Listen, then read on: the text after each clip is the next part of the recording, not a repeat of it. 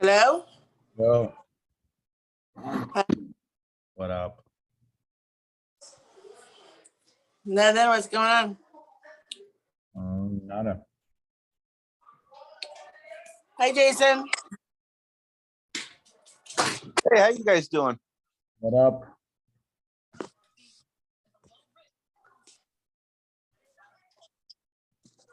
What's new back there? Where you guys are at? Or California and New York? Yeah, we got both coasts covered. It's fall. It is fall in full bloom here, and every color possible. I'll send you guys a little drive I did today. It was, I bet it's beautiful. yeah. How about there? It's hot and dry and actually no rain for October. That's odd. It's really dry here. It's crazy. We always But other watch. than that, Yeah, we watch that Homestead Rescue show with the Rainies. They Yeah. go and always find like water and different ways to, tap into the resources on your property. It was pretty cool. yeah, it's pretty crazy here. It's dry. Marie. Hey, what's going on, everyone? How's it going? Hi. Yes, I am definitely here for the first time. It's been a minute since I've been able to remember that there is a discussion at 6 p.m. I usually go to a Bible class at 7 p.m. So then I'm getting ready for that. And then I just realized I was like, oh, darn. Nice. What do you got? San Francisco in the background. Where you at? Well, I'm actually in LA. I was trying to get Shut a the back. background. I clicked on the San Francisco background, Yeah. but I realized if I find a picture in my, plethora of pictures, I can actually be a little bit more accurate about where I am. While I'm you're gonna try and see if I can find a picture of ZOE because they have like a bunch of palm trees yeah. in the background. There we go. This There is you more go. official. There you are. Well, I'm glad you're here with us. Appreciate it. Yeah, no doubt, no doubt. Portia, hello. How you doing?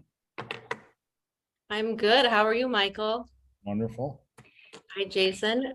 Marie, so good to see you here. Always a pleasure, Portia. Let's see. Cool.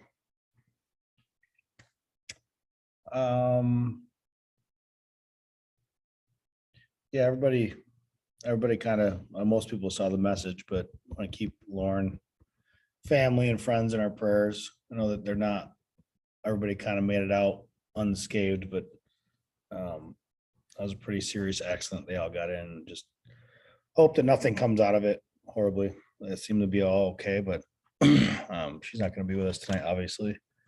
But we're going to pray for her, make sure her and everybody that was involved in the accident gets through it okay. Glad that she let us know. Everybody watch the message this week or attend or watch? Chad, Mr. Veach? Your chance. I'm going to put out there that I attended all 3 services, but secondly, shout out to Chad Beach. It is his birthday today. Yeah, I know. Big time. That's great because I try to go to all 3 as well most Sundays. I just stay up there all day. Try to make it the day that I stay connected all the way and don't have anything else on my plate. So I love that. That's awesome. Well, we can get started. We'll wait. Floria's gonna join us, and Branson, you might try, but they can come in when they come in. So yeah, the series about 242. This one was pretty cool, I thought, about I thought it was a cool take on the symptoms of the saved, and talking about the symptoms of the saved and not the broken or the sick, right? We always think symptoms and we think of symptoms of being sick, right? What are your symptoms? Like the doctor always says to you. And I thought it was very refreshing and nice to hear, we to discuss the symptoms of the saved. Like, if you don't have symptoms, is there even something going on? Right. And that can be both positive and negative. If you think about that in those terms, flip it upside on its head, which we do a lot here, right? Like week to week, I think what we do well is we attack words that have one meaning to it and try to understand it deeper. Like we talked about manipulation, and is that really bad because it's always termed in a bad way, or sentences it's used more, but truthfully of the definition, what it is, it's not. It's manipulating and changing something into something else, which could be good. And so I like this analogy, symptoms of the saved. It's like, it's okay to have symptoms. It's what part of us like knows us a lot. We're alive, that we're there, that we're in the game, that we're participating in life. Because without any symptoms, how do we know we're doing anything? I think we just use some of the words sometimes, and we do look for, when we say something like symptoms, we're looking for the bad to come after it. Like, am I sick? What do I do about it? How do I change? But man, it can really used in such a positive light when he was discussing it. So I thought that was really cool. Anybody have anything that came up for them on just the title alone before we get moving? In that series, anything that came to mind listening to the message with Chad? For me, just like you said about symptoms, you kind of touched on how it's associated with like illness and formerly being a medical student and being around the sick. Like when I heard symptoms, I was like, what are we talking about, Chad? But I appreciate the clarification that it's a matter of perspective, like depending on how you say the word and how the word is used. It almost seems like a double entendre right now what I'm saying, but depending on how it's used and what context, it can take on a whole different meaning. Yeah. So I appreciate the different perspective that he shared, that symptoms doesn't necessarily have to gravitate towards things that are negative and sick. Yeah, I love that. I love taking the language and dissecting it sometimes and just using words for what they truly are, the definitions of them, and challenge using them in sentences and using them towards a different light. So I was impressed by that too. I thought it was a very good way of looking at anything we do, really. We talk about this a lot, like understanding what's in front of us instead of just having a reaction to it. And I think that really it comes through in that message. Like, what is our immediate reaction to some things? And we say symptoms, like she just said, like in her, what she was in for a long time, that didn't start with a positive thought after it in that industry or in that world, right? So how do we be more present in our vocabulary in the moment when we hear things or listen to things, and understand that we could have an immediate reaction to certain words and certain ideas, but that doesn't have to be that way. So that was pretty neat that he approached it from that aspect. Some of the points they covered, the awe, signs, and wonders of the light of world and what we see in front of us. I think this whole message for me, I went last Sunday and before, and like getting started in the series was, it's so much about, I think, what we're doing. Like he really harped on unity and community and leaning into not just being a believer, but application behind it. Right? It's not just like I'm Christian, but what do I do about it? Like that's the unity in the community and why we have these connect groups and why Sunday is important, but Monday through Saturday is just as important, if not more, that we stay in that mindset, that we can stay in the application of our Christianity. So, I think for a long time, for me personally, it was easy just to check a box, like on an application of what religion are you? What race are you? What thing? Like you just check this box, unaware sometimes of what that really means. What does it mean? I think a lot of those things, the check the box idea things are really unnecessary and have really not much to them because you could truly be anything, right? But when it comes to religion, it's like, what religion are you? Well, what am I titled under? What do I apply? Am I a believer in something? It's just because I grew up in that way. My family was, and I think that's just I am too, because that's how it works. Or am I actually applying these things in my life and getting involved and being in service and giving more than I receive so that when I receive, I feel full accomplishment of that, like receiving from someone, it's like, I think this whole message for me has been about really that. It's been about your dedication and application to your faith. Like, what does that mean for you? Are you walking the walk on the 6 days? Or are you just showing up Sunday? You're doing your thing. You're listening, getting cheered up, getting motivated, getting pumped up, maybe last till Monday, and then by the time Saturday come and Sunday's coming up, you're kind of drained and ready for church again. I think probably because there's not enough application in things like maybe connect groups or helping out at your church, wherever you are, like in service or being involved in the community. I think these things really help us not treat something like our religion or our faith as a 1 day thing, 1 day a week, right? Sundays.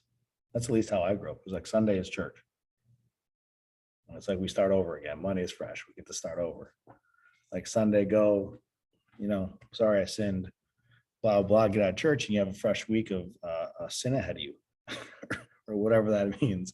So it's like, it's just not that, part of my growth in my faith has been really learning that part of it, like understanding that if I'm going to be a part of something, Christianity or my job or a relationship, I'm gonna be a part of something. I want to be fully a part of it. I don't want to mark it on a list of in a relationship with Christian. Like I don't want to mark things on a list, right? I want to be fully involved in them so that I'm walking it and one day doesn't feel any different than the rest. So there you go. You're back, buddy. Yeah, I went down to Dad's. So Oh, cool. How's he doing? Wonderful. Yes, good, cool. Tell him we said hello. So let's ask some of these questions here. Let's we don't usually go off this script, but they had some good ones in here, maybe. Let's see.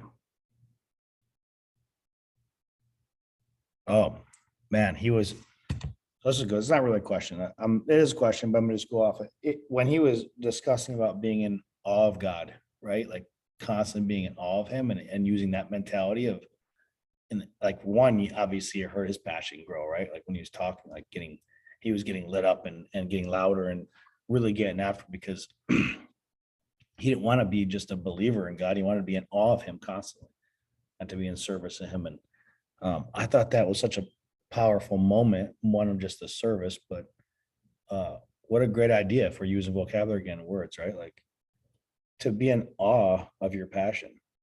Your faith can be your passion, your work could be your passion, your relationship, all these things can be. If you can come with that attitude with anything, because you remember the first time you do things, the first time maybe you got a job you've been trying to get and you got it, and like you're like the absolute excitement that runs through you.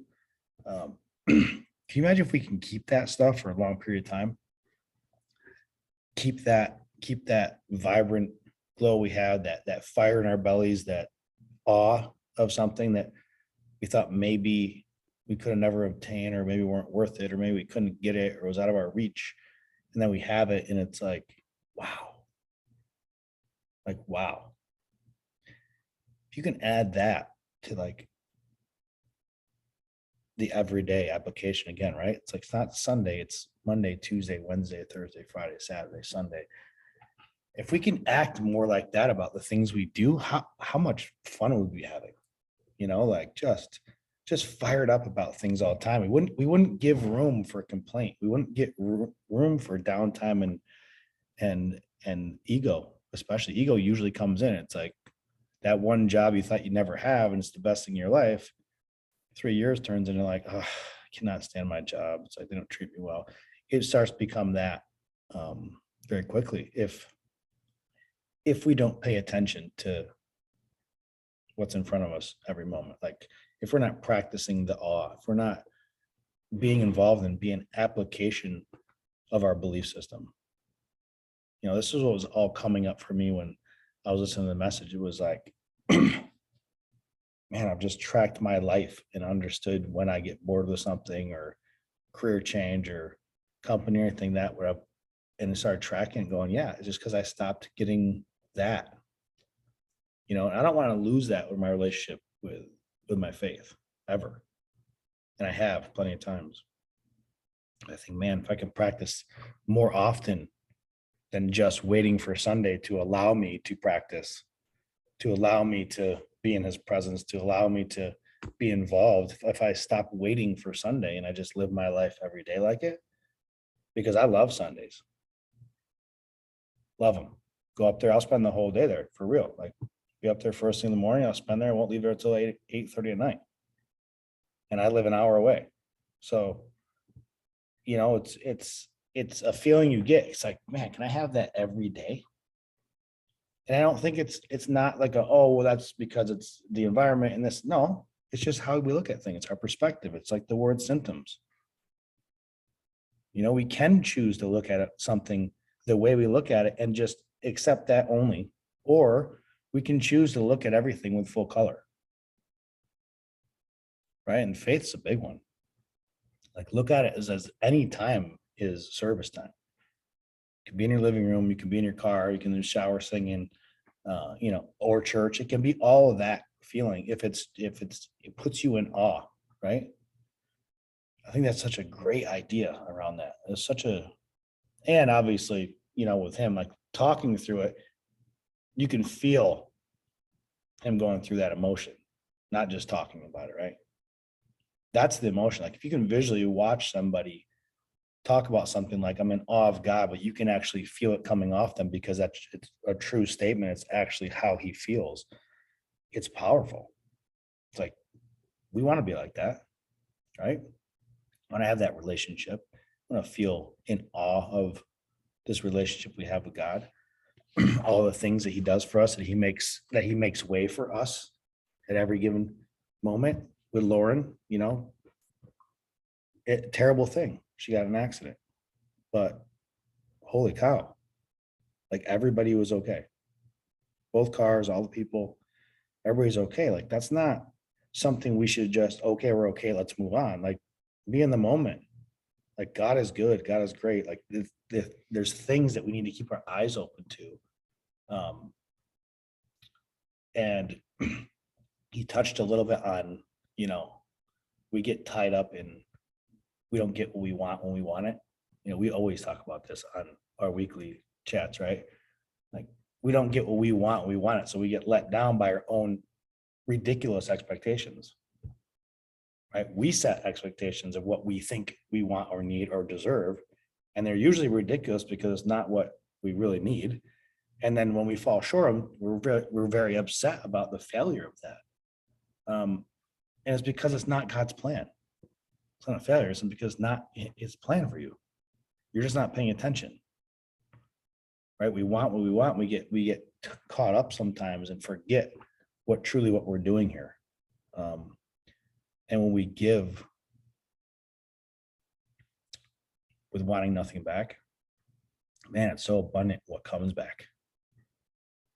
Like undeniably unbelievable what comes back to you when you're giving without expectation.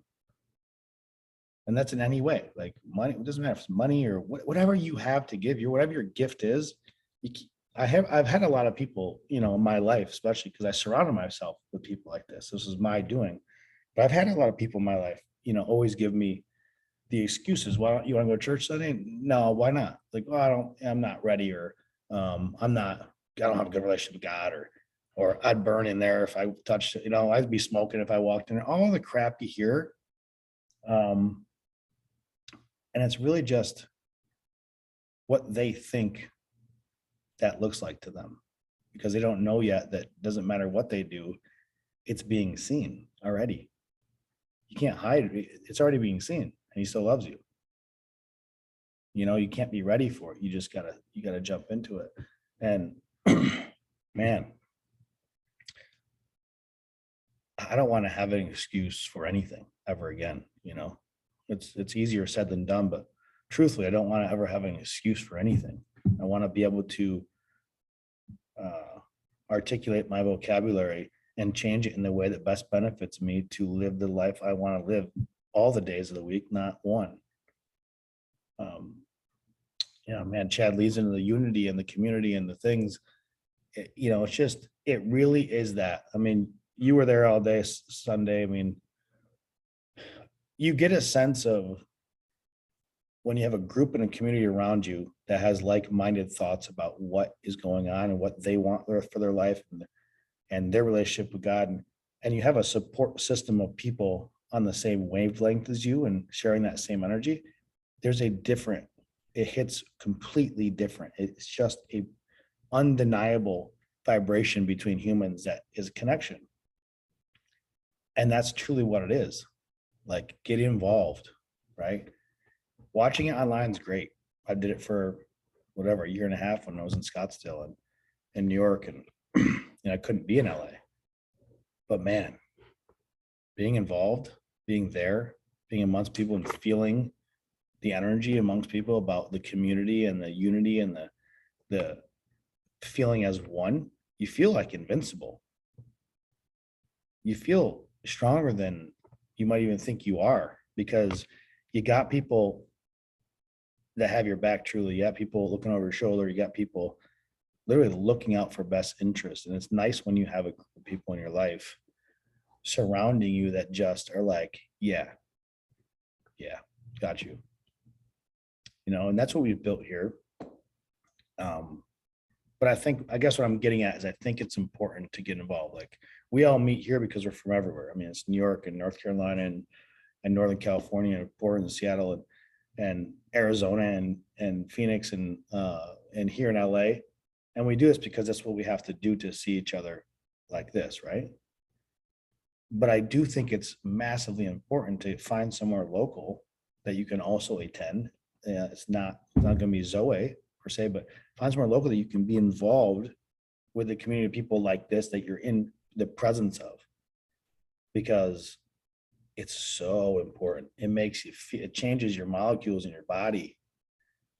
Like, you get hype, you're ready, you feel like you can take anything on. So it's just such a strong message. I think he was talking about of the unity and the community and really walking the walk and looking at the symptoms. Sometimes I really like that line, because it's like, if you have symptoms, it's because he's trying to tell you something. It's not negative. A symptom might be, I just got crushed and by this thing emotionally, I'm crushed because I lost my job. But it's like, that's a symptom. Something's happening to you. Why is it happening? Let's diagnose the situation. Let's understand why it's happening and what it's supposed to tell me to do. Right? We always think of symptoms. Oh, I got a headache and I don't like, hydrate, take medication, take Tylenol. It's like, no, it's not always like that. There is conversation that can happen. There is things you can do right away that you can witness those symptoms and help. So I like that he was talking about the symptoms of the saved.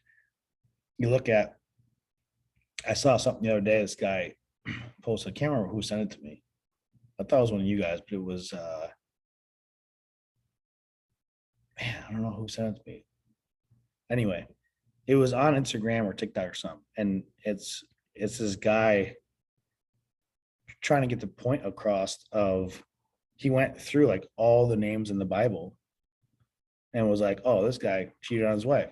This guy killed these guys. This guy, denounced Jesus as he walked, like backstabbed him. This guy was bankrupt. He like went through all these people and he goes, so if you think that he can't love you, you're crazy. Right? He was going through it, like saying all the people that he spoke highly of in the Bible, the stories and the famous names we know today because he spoke highly of them in the Bible, all had these same exact things going on that we have today. all of us, and people that we know that have done even worse. But that's the point. We're all human. We're all walking. We're all have a plan. It's getting there. Sometimes it's longer for others. Sometimes it's quicker for others.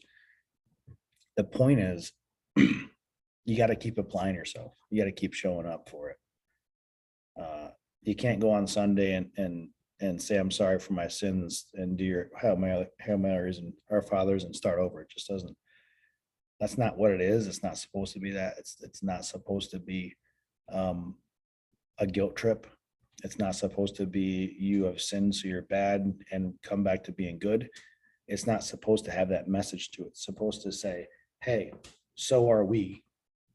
We are sinners as well, but we're trying together in this to change that curve, to be a little better tomorrow, to be a little better Tuesday, a little better Wednesday.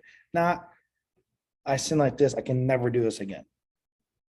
Like, we're so extremist on things. We're like, because we feel so guilty about something. And then we're like, I can never do that again. Instead of like, listen, it's not about being just good tomorrow. It's not about being like Jesus tomorrow. It's about getting closer to what that looks like every day. That's all. You don't have to feel any shame in how you're doing it, how fast or slow you're doing it, what it looks like to others. If it looks weird or your friends are not going to like it, you don't have to have any feeling towards it. You just show up every day and do just a little bit more unity inside of your community and be involved. The application. Amber, will you say something?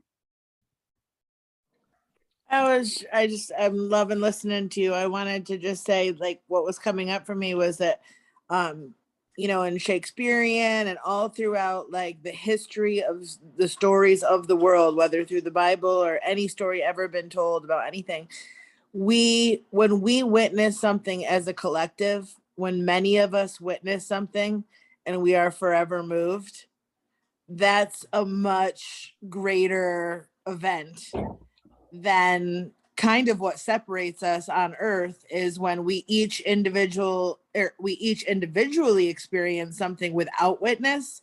We have to then spend the rest of our life for some reason explaining what we personally went through when we do connect in the way that you're saying, like on Sundays or any day that we show up for service, when we go and we feed people on Thanksgiving, or any situation where you're in a room full of hundreds of people with the same intention as you, that is for good and for service, we're united and lifted all together, and it's like sweeping and uplifting, and when we're just traveling through life alone, just kind of trying to get by, there's no real witness. And it's just that, not that shared emotion, because you have to try to convince someone else of the emotion, so of course it's just so much better as a group.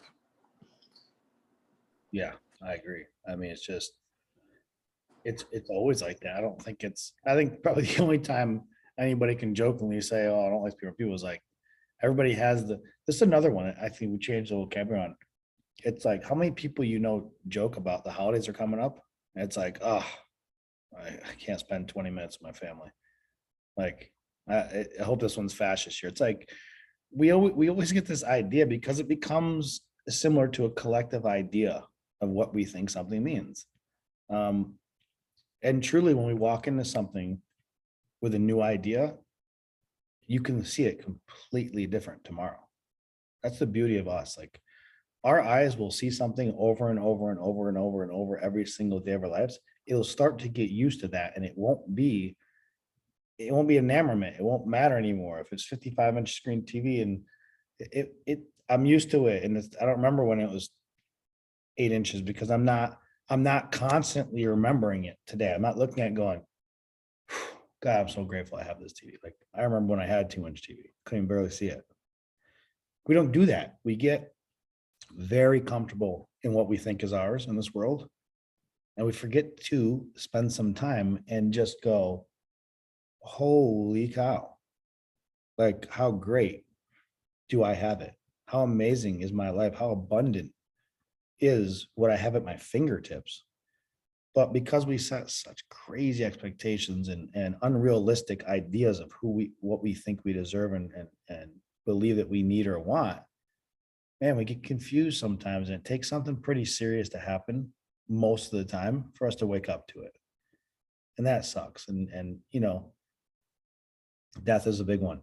When people get closer, you talk about symptoms, when people get closer to being sick and death is coming closer, then they start focusing on aging or being closer to that point.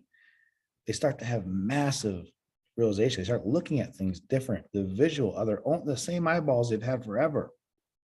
Their world starts to change in front of their face. Their ideas flip almost 180 sometimes. Like crazy stuff happens. All of us have probably experienced it, seen it, or heard about it on the deathbed stuff. Like just you see a different light, or you see the light, and it happens like this. And I'm trying to get us and everybody around us, like collectively, to start that process sooner. Like this, as far back as we can, to start get that perspective way earlier. Because man, if you thought about a forced idea, our mother went through this. I've told this story before, but towards the end, I've had a couple moments with her, like I felt defeated for her, because I started to see that she was starting to not be the person I've always known. And she was questioning some things. And it kind of shook me, because it was like, man, she's really scared right now, because she would never say those things before. And she was saying, because it was forced fear upon her, that she started to change ideas and thoughts. And can you imagine if that can happen so much earlier, so that we're not in fear of the end, that we're not fear at the end, that we are in peace and we're in love, and that we can start earlier with the ideas of perspective. Like, man, you know what? I'm not a good father right now. I need to start doing some things daily to make sure I am a little bit every day. Go ahead. I just wanted to say also, God, what just came up for me too, right there. I mean, unless you're someone who lost their little brother when they were 5 years old or 6 years old, and that journey does begin sooner than later. And those people are often the people that go on to save the world. Like you come to find out about somebody who's inspirational or amazing or talented or whatever it is in whatever way publicly, and you look into their life and it's like, wow. I mean, they had some amazing, horrible, tragic upbringing, but that is, their life now isn't because of that and in spite of that, because they did wake up to that early. And I don't know how you could possibly, other than remembering past lifetimes, how you could ever possibly teach that early. I mean, isn't that the hardest thing, like with the youth and with young people, is you can't teach what we find out later just through experience. It's so hard. Yeah, I totally. And there's part of it that is just the way it is. It's the human cycle, right? You have to learn stuff and see stuff and touch stuff and know stuff. And it is truly the way, but you can't just keep telling the person behind you that don't do this because I did it and it doesn't work. They're like, well, how do I know that? You're just one person. How do I know that I shouldn't do that and try it and it will work for me? Or, okay, it doesn't work. It is the human experience. And I totally agree with you on that. I do think in relation to what we're talking about, though, I think it is leaning into a greater being, right? Leaning into this greater idea of your relationship with God, that trust that the life ahead of you and behind you was all his will. That truly what has happened to you and what's about to happen to you is not in your control. And we can start letting that down a little bit, I think we can get closer to that. I don't think it goes all the way back to our children, because I don't believe that. I think children have to develop and grow in their minds. I do believe that, though, instead of being in our 50s and 60s and 70s in retirement and trying to figure out the world now because we've slowed down a little bit, maybe we stopped working, we're slowed down, we have all this time on our hands, and we're like looking back at the regrets and the ideas, and I did this, and I should have been in church more, I should have been better at dad. You start thinking about these things, and I just think it's what a way, man. What a way that we've really screwed up to have us work our butts off, our tails off, to provide for our families and our people we love, and to work to live on this earth to just towards the end, sit there at what we call retirement and have to flood all that in and have these 180 emotional changes within us because we see the finish line, we see closer to the end. You know, I'm just thinking like 10 years at a time. Like if I was in my 30s and I could just start being in the moment better. I think because I truly do believe it takes some time for somebody to become an individualized adult. You know, and I think that takes time. But I think your relationship with God is important. I think your relationship with your faith is massive because it's one of those things like the mind. I can't wake up in the morning and look in the mirror and go, my brain looks a little bit more pink today. And it's got some cool lines in it looking bright. I can't see my mind. It's inside this flesh. We can't see our relationship with God. We can't see that it can't tangible, like, hey, come over and playing video games. We're gonna watch a football game. And you know, Jesus rolls in and hangs with you and you have that feeling. It's not like that. So it's his presence, it's your trust in him. It's the idea that you have given up your idea of what you think you control in life. And I think maybe if you can get there earlier, you really can have ultimate peace at the end. I think you can really have some of like zero change. Like I walked the life that I promised myself. You know, that's what we're all trying to do. We're trying to keep promises to ourselves, and we constantly break them. And that's what disappoints us and puts us in down moods. And then we start to see these symptoms and we think, oh, it's sick. It's not. He's showing you the way, showing you. He's giving you a symptom because you're supposed to be paying attention, dum-dum. You know, he's flicking on the head. He's giving you the whack in the back of the head like Dad used to do, like, pay attention. That symptom is because you're not listening. You're not paying attention. We're focused over here on what we think is ours. And man, I think we can curve that a little bit because it's not fun to get to the finish line and wonder why you ran that way. It's like, what was I doing in this race? Like, I just ran a completely opposite direction. It's not where I want to end up, you know. And that's what it feels like sometimes. I'm not, you know, I'm 41.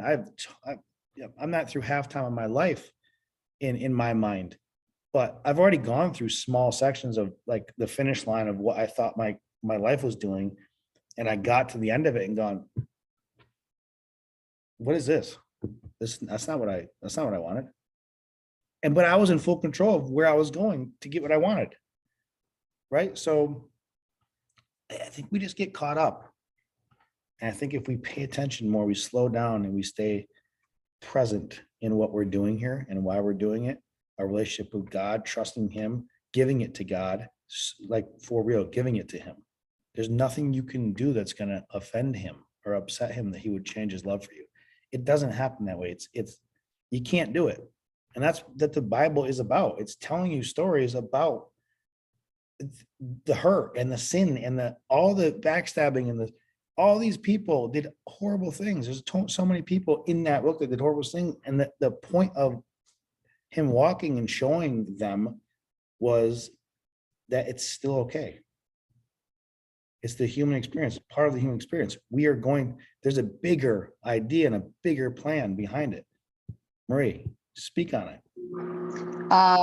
No, totally. I really enjoy like what you've been expanding on, and, you know, going back to the symptoms, you know, just to make it more physical, like when my body was feeling really tired, it's signaling that something is happening, that my body's not comfortable. But sometimes being uncomfortable doesn't necessarily mean it's a bad thing.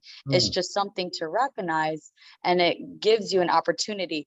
Is this a bad thing, or is this something that I'm not comfortable with and I need to learn to be more comfortable with? So there's two sides on that note.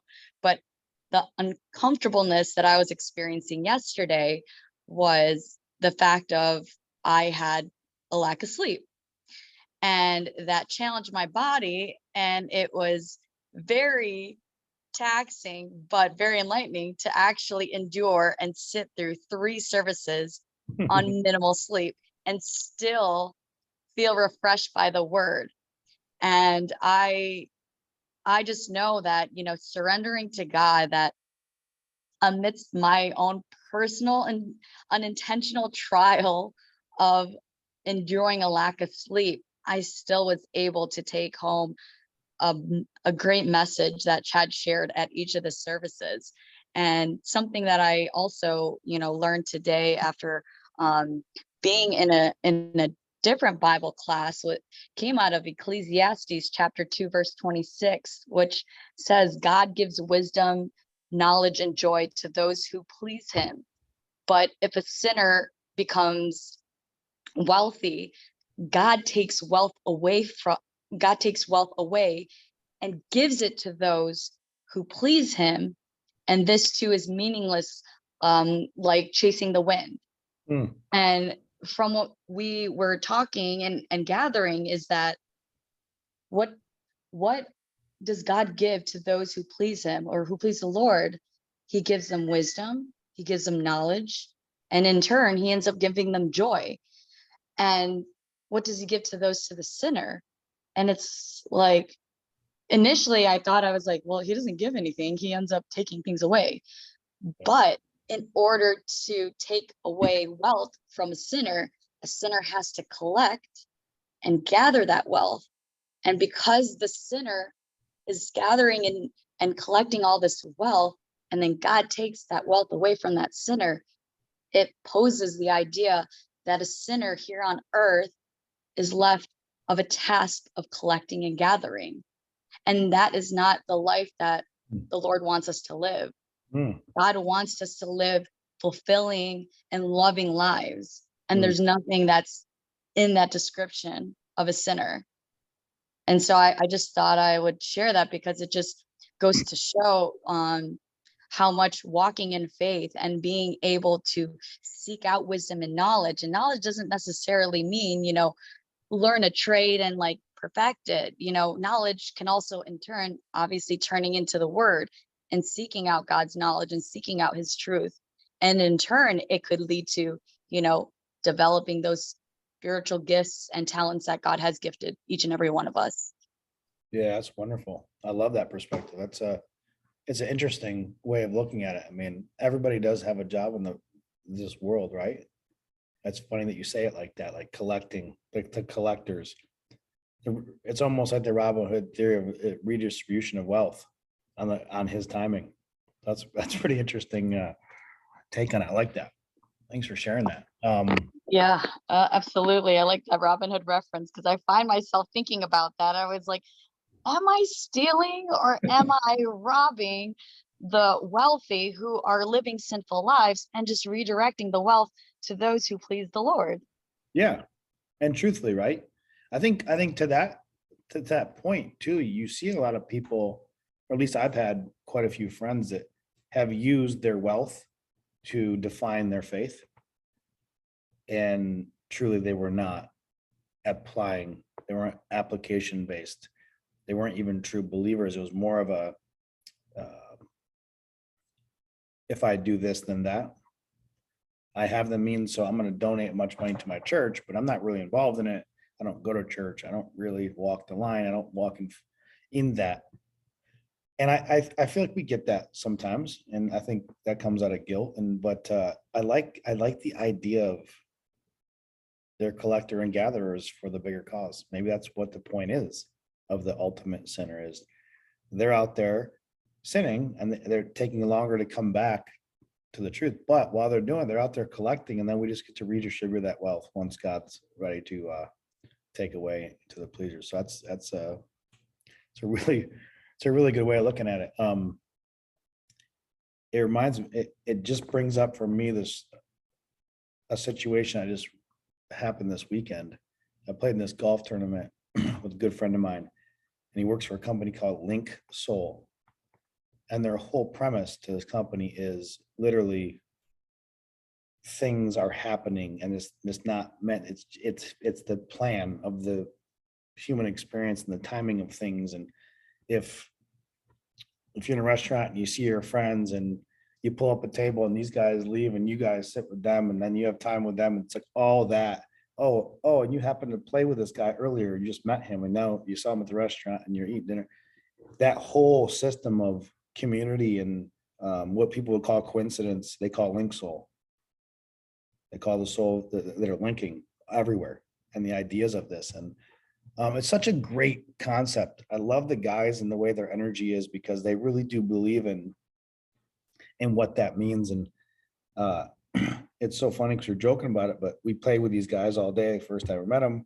And then we went back to the house and hours later, we were like trying to figure out where we're going to go eat. And like, oh, let's walk to this place. We go and the first people we see is him sitting with his wife with the owners of the event. And they're sitting like, call. So we're like, and I know the owner, but then he was like, introduced me to the kid. I was like, no, I know him. I play with him all day. He's like, he just shrugs his shoulder when things like that happen. He doesn't even go, oh, really? He just goes, because he knows that's the motto. And it's and that's what I think community is. It's like paying attention to what's in front of you, the signs. Chad talked about, paying attention to the wonders and the signs and of what's in front of us, what's being told to us on a constant basis. It's more often than not sitting right in front of you.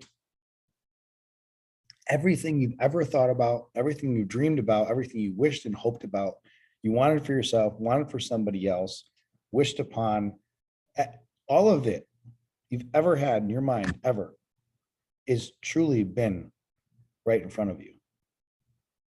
I think that's what's the most beautiful thing about this life. You can grasp it at any time if you just pay attention. I think what happens a lot of the time is if you take the train to work every day for the last 20 years, the first time you took the train, you're probably sitting out the window, just like looking at all the towns you're going through and you're passing, and you're paying attention to being on the experience of the train. And, by 6 months in, you don't remember how you got to work. I think that's what faith with God is. Like, where is he? Where is he? Where is he? It's because you're sitting on the train and you know that it goes from point A to point B and you get off and you walk in your building. You already know that because it's not your first time. It's your 1000th time. But I think what's happening is we're on this train. God is putting all that stuff right there outside the window if you just pay attention. And I think we're so on our agenda like this, we're passing it, all the opportunities every day that he's placing out. The things you've been asking for, he's like, here it is. It just doesn't look like what you want it to look like. I'm not going to drop a bucket of cash to solve your problems in your lap. I'm not going to let you win the Powerball because that's what you want. Here's the path to get to there. You put in here, I'll bring you there. Not fast forward, jump, skip, jail, pass, go, and win Monopoly. Like, you have to play the game. You got to be involved. You got to buy properties and tax, and the whole thing. You have to be involved in life to get to that. We got to stop focusing on the end that we want, because you can't get anywhere. Amber mentioned earlier, some of these people you dig into that you look up to, or you're like, wow, they're so lucky or successful. Sometimes you look into them and you're like, oh my God, it's been a lifetime of things happening to them, going through it to get there.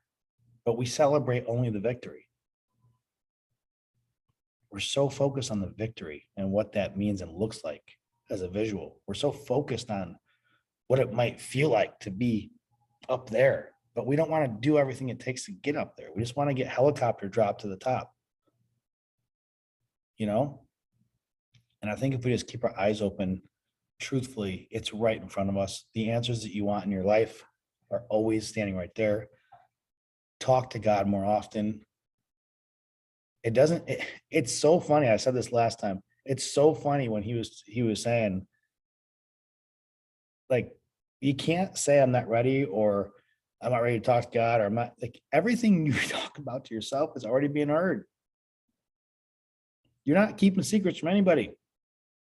We think we are. We think we have this stuff that's just ours, but he can hear everything. He made you. He created you. He knows what you're thinking. He knows. Like, why not lean in? What are you going to lose by leaning into relationship with your creator, what are you going to lose? You have everything to gain, nothing to lose. Right? So there's no shame in the thoughts, because guess what? Your thoughts are already being heard. Yeah, let it down. Take it easy.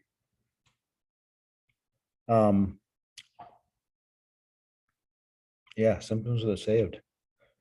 Study more people that have walked the line that you believe in. The people that you look level to, you know. I want to change vocabulary looking up to people, because I don't think anybody's above anybody. I think it's looking level to somebody.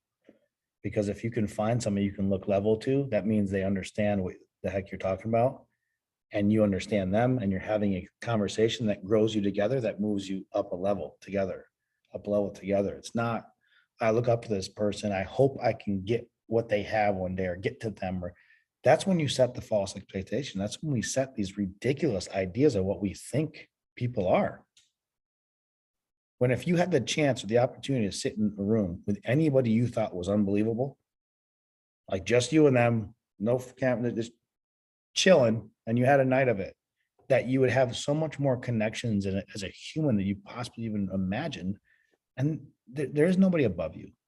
There's only one person above us. It's the creator, period. We look to our level and we help each other up to the next level. Portia, hands are in the air. Hands are in the air.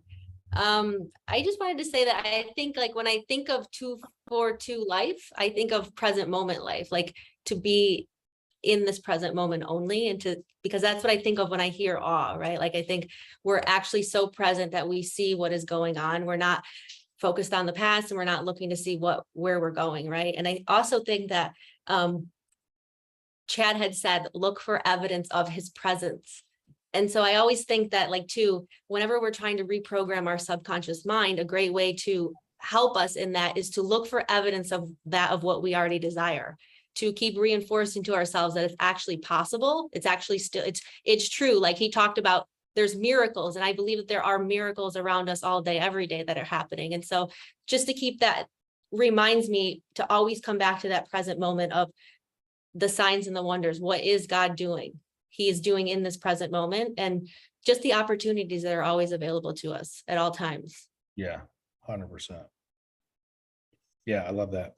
It's just staying awake and aware and understanding what's been given to us, always around us. Like, man, I can look around at any given time and just be like, what is all this stuff? Like, Yeah, I want to add to that too. I would say he talked about like childlike faith. And I think like childlike enthusiasm, like getting back, you talked about that in the beginning of this, but like getting back to that level of like, kids are always in bliss so often, and if they are not, it's very short lived when they're not, you know what I mean? They can get back into that imagination, and to really be in that state. 100%. I love that. It reminds me of the movie Big, which will forever be my favorite apartment and house of all time. If I was like a single adult, who doesn't want that entire place? Like you want to be able to bounce off your bed and dunk shot right over to the milkshake machine or whatever. And I love that, to be resilient enough to, have our little moods because we've disappointed ourselves and set up those expectations and all the different things, but then recorrect much, much quicker, jump back into the flow of faith and surrender and knowing, and bring back joy, like immediately, like recoil, And I think Chad, he even said that we should be in awe and wonder of our mistakes and like our failures, and to even honor them. And he had talked about like cancel culture and everything. And I wrote down, he said that we get our identity from the authenticity or the authority of who God says we are, right? And to remind ourselves of that, like it's always, you had said that it's always there's no one above us, like there's only one above us. Yeah, I think he really hit it. He hit a lot of points in the head like crazy this week. And truthfully, that message of what we give out is just always rings to me. I think it's probably the way I live my personal life and what I've experienced, but I think just as important to anybody, just God, how we can do so much that we don't even know about if we just show up. It's insane. Marie, speak on it. You there, Marie? Can you guys hear me now? Yep. Okay, perfect. Yeah. So, yeah, I love the being in awe of, like you said, God's wondrous works, and even our mistakes. Like, there's so much to gain from it, like so much knowledge to appreciate. Every time we face challenges or obstacles, or I try and challenge myself to say opportunities, there's so much growth to come from it. Anytime where things seem hard or difficult or even uncomfortable, I feel like it's a trigger to try and check in and see, is there something God's teaching me here? Is there something I have not learned? Because God wants to bless us. God wants us to give us the biggest teddy bear that's hiding behind his back, even though we might find ourselves attached to the one that's right in front of us because we can see it and we can feel it, and we know it's there. But sometimes we just have to trust and know that there's so much more beyond our own understanding and what we see, and have that faith and trust in the Lord, that there's so much more that we can like grow into. And I state it so vaguely because everybody's journey is different. And for me to personalize it is me being on a journey to deepening my faith has so many obstacles, because there's so many things that I'm not really sure if I really understand. Some of the teachings in the scripture based on the translation I'm reading, or the fact of being in a community where I can actually explore my faith, because I was very much challenged by the fact that I looked at my circles and I'm like, I don't really talk about God amongst my friends as often as I do these days. So, the prayers of like, Lord, I want to be in a community where I can talk about my faith and be able to talk about you. I was like, it was prayers and still is, and our prayers answered, because I'm putting in the work. I'm choosing to be in community. I'm finding those people Right. are like-minded. So with that said, piggyback off of like last week, breaking a bread. Who are you breaking bread with? Who are you, circling yourself around, and who's building you up? Because people who are hurt people, people who are in love with the Lord and in love with themselves are able to share that love with others, rooted, in God's truth. So that's just What a great my 2 cents. What a great point. I love what you said about that feeling awkward around the people you hang out with, and you're not even being the person you are, or you can't talk to people about what you truly believe in. I used to feel like a fraud amongst Christians for a long time, and it's got to the point now where I feel opposite. I feel more of a fraud amongst the people that I don't get to share my full life with. And it's interesting how it flipped, because I never felt like I was good enough to be in a crowd. Say if I'm up at service and amongst the people that are there at ZOE or something, it's like, man, these guys are all in. Like I'm never going to be at that level. Right. As opposed to now, I'm just to the point where I feel more of a fraud amongst people that I've maybe even known for a long period of time. I've spent a lot of time with friends that I can't even really scratch that surface or become who I am fully around and with them. And it's opening my eyes to like my prioritizing my time with who. Right. So it's super interesting to look at it that way. I'm glad you brought that up. I mean, it allows us to constantly check our circles. We talk about this all the time, like constantly look around you. If you're not being lit up by the people around you, you don't feel good after, you're not motivated and encouraged or inspired and talked to, like, some of the stuff I think the most damning and shocking to me is like when you give somebody some real stuff. Like some of my friends have been challenging lately that I've known for a long time, and they give me like, oh yeah, I got messed up this weekend, I gotta stop doing it. I'm like, yeah, well, stop doing it. Like give them like the hard stuff, like cut the shit. Right. Like what? Like listen, nobody's over here feeling bad for you. and they're kind of like set back a little bit by it. And I want to be that. I don't want to push on people that aren't ready for their journey. Like you were just saying, Maria, it's not, everybody's at a different part of their journey in life. So you don't want to push somebody over the edge, but you don't have to fake who you are either. If you truly Right. mature and become somebody, you can truly, they will truly start to interact with you differently and become different slightly. It's not about making them you. So I like the idea. Also, can I say something? Yeah, yeah. To that point, I mean, and look, it's about our own personal journey and our own personal awareness as to where we are, where they are, and without judgment. Because, you know, Jesus hung with the lepers and the whores and the sinners and the bars and all the worst places on purpose, because, you know, he was just leading by example. Like, I'm just going to be me here. I'm not here drinking or partying or whoring or this, that, and the other. I'm just here showing compassion and love and kindness and empathy.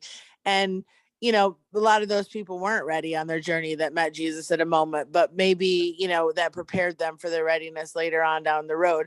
But it's our job to realize, which we don't, because we come from weird, dysfunctional societal cultures and things, but it takes us so long because we're dismantling all that other stuff that was imprinted on us as far as, you know, what we think we are, you know.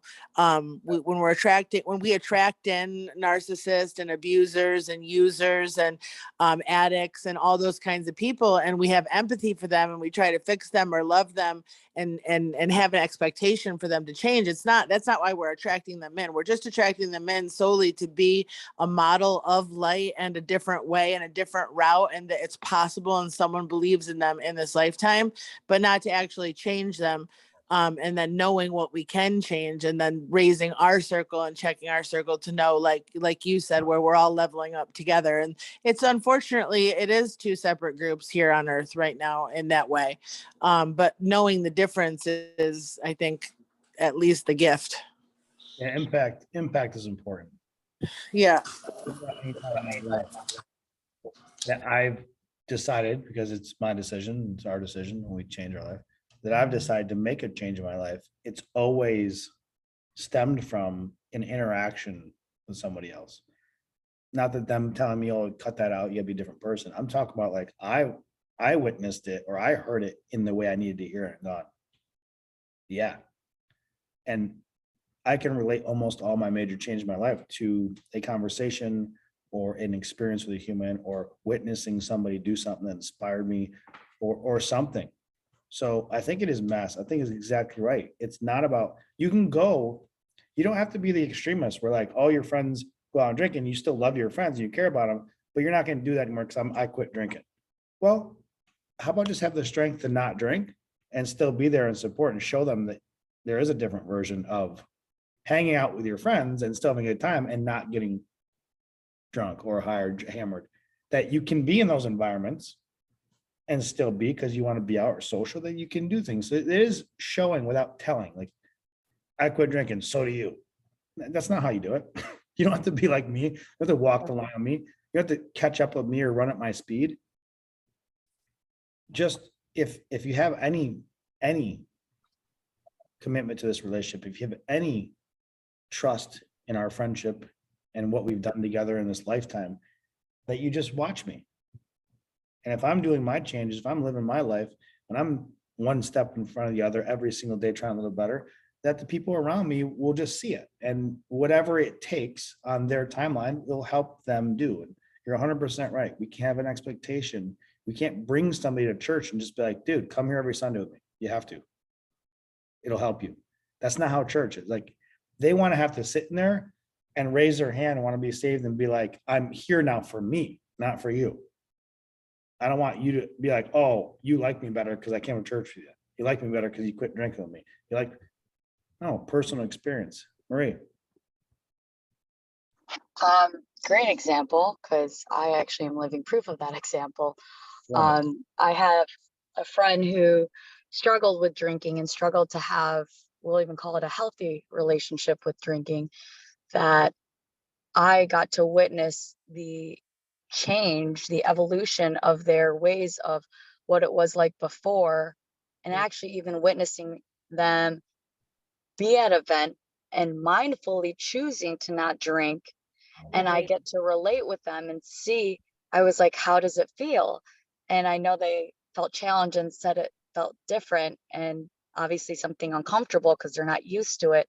Mm. But after the whole event, they felt empowered that they're like, wow, I did that. Like, I chose to not drink and I still had an amazing time Mm. with our friends. And I felt so, in awe of, God's works of like being able to lead by example. And I didn't force this person to make this choice.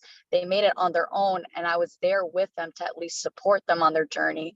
Yeah. And to that point, and just like you said about church, like I had a handful of people within a 72-hour period said that after encountering me, they're like, I would love to come visit your Yeah. church. Like, granted, I might, go to another church, but I'd love to come, check out your church. And I was like, I don't know what it is that I said to them that felt so moving that they wanted to come visit. But it just goes to show, by us leading by example and leading the life that Christ wants us to lead, just it just magnetizes people to want to do what it is that we're doing. And people want to experience what we're experiencing, because I would love for people to have God moments. It's Yeah. so enriching and so joyous. Yeah. Right. The trust walk, like, yeah, people are innately want to be led. They're just looking for the leader they trust the most. So if you can show your leadership skills, and I always say this, you don't have to like be a public speaker or be Chad Veach or be leading a group or anything to be a leader. Leadership is all over the place. It's in every realm of people's life. And you can be a leadership in very important and small ways, like that example, being there next to somebody in case they have a moment and they decide to back off it. And you're just like, no, we're having a great time. Oh, great. And then once they see the experience in a different light, you start to reprogram your brain. It allows you. I only had a relationship with like going out because I knew what going out meant. I never had somebody else show me any different. Right. So you build that relationship, you think that's what it is. So, I go to concerts, I get drunk. That's what we do. But to come out of the other end of something and experience it unlike you've ever experienced it before, and this doesn't have to do with just drinking, anything, experience like you've never experienced before. And that feeling after is that awe again. It's that childlike feeling. It's that awe again. It's that brand new feeling like, wow, that was pretty cool. And that's what we need more of. I truthfully believe we need more of that, just paying attention to that. And again, the answers are right in front of us, right? So it's just an amazing, one, awesome, always being supporting and leaning. I love that you said you don't remember what you said to him. That's the point, right? We don't need to be like writing down a thing at home and going, okay, I'm going to see Fred today. I got to figure out how to convince him to stop drinking. That's not how it works. We just got to be like, okay, what's my empathy towards what Fred's life is like right now? What do I think is happening? Where do I connect with him on this level? Where can I get in my moments? And then can I just show up more for him and just be me? Right? Because it has a feeling to it. And that's leadership. Right? We all have the people we look to. So it's amazing. Sometimes people are leaders and they don't even know it. And that's brilliant. Sometimes you are a leader and you just don't know it. You never give yourself credit for it. But people are looking at you on a daily basis and going, dude's pretty cool. That chick's pretty cool. Like, I like to be bouncing, skipping around, tap my feet like that person. That girl always has a smile on her face. He's always happy. He's always shaking people's hands. Like, you don't have to be a leader in those terms to actually be leading people. So yeah, I love that story. Well, I'll wrap it up. We're a little over an hour here. I love when we go long because we're actively getting onto something, which is always nice. I mean, when we get, and because we're moved by a subject or a topic or one another. So I always like when we go long because it means we're talking about things that are important. So I appreciate all of you guys. Again, keep Lauren and her family in your prayers. I know I texted her a little bit earlier on the side. She's, she seems to be doing all right, but she's had a lot going on just in general in her life. So, you know, even though she's okay, getting in a massive car accident can last, you know, concussion is a big deal. So let's keep sending her love. Make sure she's okay. And yeah, I appreciate you guys coming every week, showing up, participating. Most importantly, I love when you guys speak up and talk with me because it's super important. And yeah, I love all of you. We'll see you next week for Real Raw and Flawed on Monday. And then Portia has her Connect group on Wednesday this week. And then we got collab. I think we got a collab coming up soon. That's on October 19th and Wednesday at the Ministry Center. Yeah. And the theme is to be able to dress in your Olympic gear, whatever sport or athlete that you admire. So for those that are local to LA, Okay. feel free to jump in. I'll be wearing Clipper stuff just to get under Chad's skin. There you go. Listen, I appreciate all of you. I love you guys. Have an unbelievable week. Monday's just the start. Treat every day like Sunday. It's going to be an amazing week. You'll see y'all next week. Love you guys. Thanks, Michael. Love you. Yeah, Bye, Mike, everybody. Appreciate you all.